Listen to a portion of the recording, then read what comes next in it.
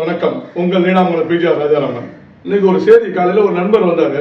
அவர் கேட்கிறாரு, தொகுதி மறுசீரமைப்புன்னு சொல்லிட்டு முதல்வர் வச்சிருக்காங்களே, இது என்னமோ ஒரு நாடகம் அப்படி இப்படின்னு சொல்றாங்க. கூப்பிட்டு உட்கார வச்சு செய்ய சொன்னாங்க. அப்பா, தொகுதி மறுசீரமைப்புங்கிறது நாடகம் கிடையாதுப்பா. வடக்கே உள்ள மாநிலங்கள் எல்லாருக்குமே அதிக சீட்டு கொடுத்து இங்க தென் தமிழகத்தில் உள்ள நம்மளை எல்லாரையும் வஞ்சிக்கிற அளவுல சீட்டை குறைக்கிறாங்க. அதாவது குறுக்கு சாலை ஓட்டுவாங்கல்ல, நம்மளால ஜெயிக்க முடியலன்னா ஏதாவது ஒரு வகையில ஏதாவது ஒரு பண்ணி நம்ம எப்படியாவது ஜெயிக்கணுங்கிற வகையில சீட்டை குறைச்சு அவங்க முன்னேறி வரணுங்கிறத பாக்குறாங்க.